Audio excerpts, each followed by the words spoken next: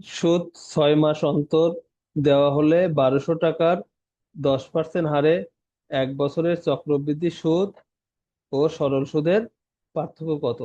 খুবই ইম্পর্টেন্ট প্রশ্নটা। চক্রবৃদ্ধি সুদ এবং সরল সুদের পার্থক্য খুবই চাকরি পরীক্ষায় আসে, এটা আমরা মাঝে মাঝে বিভিন্ন পরীক্ষায় দেখতে পাই। তো বলছে 1200 টাকার 10% হারে 1 বছরের চক্রবৃদ্ধি সুদ এবং সরল সুদের পার্থক্য, কিন্তু আমাদের এখানে আরেকটা শর্ত দিয়ে দিয়েছে যে সুদটা 6 মাস অন্তর অন্তর দেওয়া হলে। 6 মাস অন্তর অন্তর মানে কি? বছরে 2 বার। 6 মাস অন্তর অন্তর মানে হলো বছরে 2 বার। বছরে 2 বার দিবে প্রতি 6 মাস অন্তর অন্তর। তো আমরা অঙ্কটা বেশ কয়টা ধাপে করতে পারবো, আমরা খুব সহজ করে এমসিকিউ ওয়েতে করার চেষ্টা করি। এমসিকিউ অ্যাপ্রোচের শুরুতে সেটা হলো 6 মাস অন্তর অন্তর দেবে, তার মানে কি 10%কে আমরা অর্ধেক ধরবো, 5% ধরবো। আবার যেহেতু আমাদের দিতে হবে কি 1 বছর, 1 বছর মানে কি 2 বার, যেহেতু 6 মাস পর পর দেয় এবং 1200 টাকা, তাহলে এই পার্থক্যটা ইজিলি বের হয়ে যাবে। 1200 এর 5% মানে 5/100, আবার 5%। তাহলে আমরা পার্থক্যটা ইজিলি বের বের হয়ে যাবে এখান থেকে। আমাদের দুইটা শূন্য কেটে গেল। তাহলে 5×5 = 25, 4×25 = 100, 3×4 = 12। তার মানে 3। অপশন খ এই প্রশ্নের উত্তর। 3 টাকা হলো আমাদের সরল সুদ এবং চক্রবৃদ্ধি সুদের পার্থক্য। আমরা জানি এটা, আমরা আরো ভিন্ন হইতে করার চেষ্টা করব। দেখি, আমরা জানি যে চক্রবৃদ্ধি সুদ আর সরল সুদ প্রথম বছরের জন্য সমান, কিন্তু বছর অতিক্রম করে গেলে, পরের বছরে গেলে চক্রবৃদ্ধি সুদটা একটু বেশি হয় সরল সুদের চেয়ে, আর সরল সুদ প্রত্যেক বছরে সেম হয়। তাহলে আমরা যদি এটাই দেখি যে সরল সুদ আর চক্রবৃদ্ধি সুদের আমরা পার্থক্য দেই, সিম্পল ইন্টারেস্ট আর কম্পাউন্ড কম্পাউন্ড ইন্টারেস্ট। তাহলে এটা যদি প্রথম বছরের জন্য হয়, আমরা 1200 টাকা, আমরা একটু দেখি যে 1200 এর,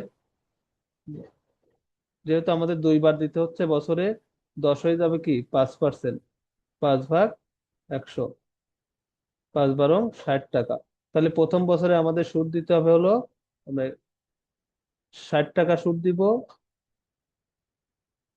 চক্রবৃদ্ধি সুদে প্রথম বছরে আমরা সুদ দেব, কিন্তু আমরা জানি চক্রবৃদ্ধি সুদ হলো সুদের উপর সুদ। তাহলে 1200 টাকার প্রথম 6 মাসে আমাদের সুদ হলো সরল সুদ 60 টাকা, চক্রবৃদ্ধি সুদ আমাদের 60 টাকা। প্রথম কিস্তিতে সুদ হলো সমান।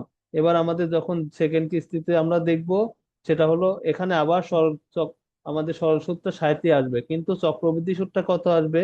চক্রবৃদ্ধি সুদ আমাদের 60 তো আসবেই, কিন্তু আবার 60 টাকা, এই যে প্রথম বছরে যে 60 টাকা পেলাম, সেই 60 টাকার আবার আমরা 5% পাবো। 60-এর 5/100, তাহলে কত আসতেছে?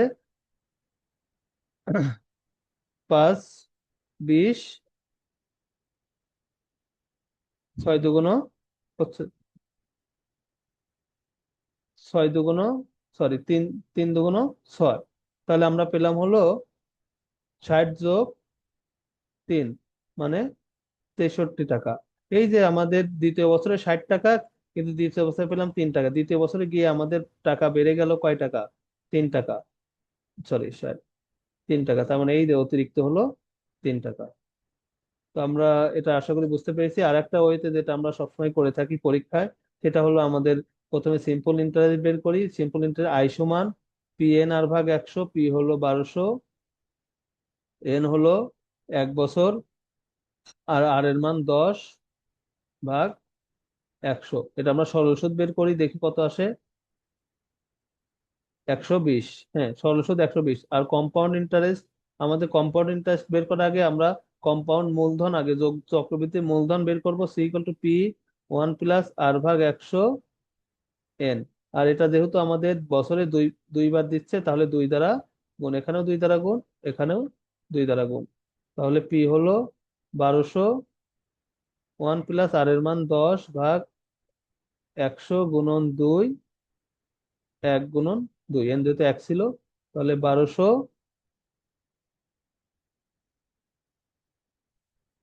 5, 20। তাহলে 21/20, 1200, 21/20 গুণন 21/20। একটা শূন্য, দুইটা শূন্য আমরা কেটে দিলাম। দুই দুগুণ 4, 3 4 12, তাহলে 3 × 21 × 21 কত আসলো?